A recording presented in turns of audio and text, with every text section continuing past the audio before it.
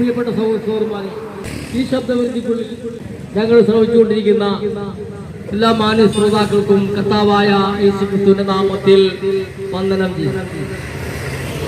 പ്രിയപ്പെട്ടവരെ, നമ്മുടെ കർത്താവായ യേശു 2000 വർഷങ്ങൾക്ക് മുമ്പ് പറഞ്ഞ ഒരു കാര്യമായിട്ട് പറയാൻ പോകുന്നത്, കാലം തീർന്നു, ദൈവരാജ്യം സമീപിച്ചിരിക്കുന്നു, മാനസാന്തരപ്പെട്ട് സുവിശേഷത്തിൽ വിശ്വസിക്കുന്നു.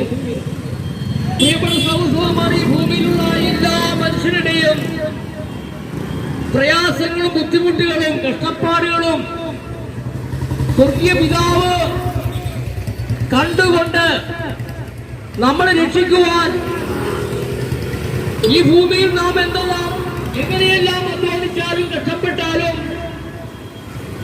നമ്മുടെ എല്ലാ ആവശ്യങ്ങൾക്ക് അനുസൃതമായി ജീവിക്കുവാൻ മനുഷ്യന് വരുമാനമില്ലാത്തത് കൊണ്ട് ദുഃഖത്തിലും പ്രയാസത്തിലും ഓരോ ദിവസം മനുഷ്യരെല്ലാവരും മുന്നോട്ട് പോകുന്ന കാര്യം നമ്മുടെ പിതാവായ ദൈവത്തിന് മനസ്സിലായതുകൊണ്ടും നമ്മളെ രക്ഷിക്കുവാൻ ആകാശത്തിന് കീഴിൽ ഭൂമിക്ക് മുകളിൽ മനുഷ്യരുടെ ഇടയിൽ നൽകപ്പെട്ട യേശുക്രിസ്തു എന്നൊരു നാമം ഈ ഭൂമിയിൽ വന്ന് പറയുവാൻ തന്റെ ശിഷ്യന്മാരെ തിരഞ്ഞെടുത്തുകൊണ്ട് ഭൂലോകത്തിലൊക്കെയും പോയി എല്ലാ സൃഷ്ടികളോടും സുവിശേഷം പ്രസംഗിച്ചുകൊണ്ടിരിക്കുകയാണ്.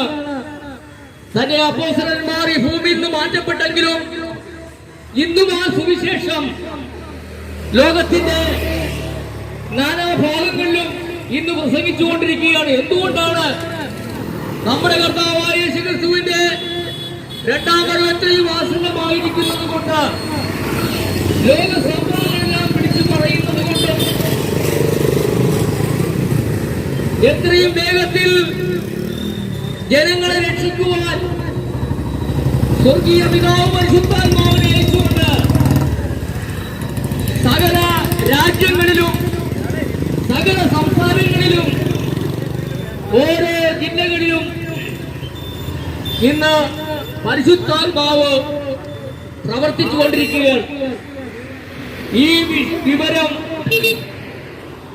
സന്തോഷം അറിയിക്കുവാൻ ഞങ്ങൾ ഇന്ന് ഈ തിരുവിഴ പടിഞ്ഞാറ് ജംഗ്ഷന് കടന്നു വന്നിരിക്കുകയാണ്.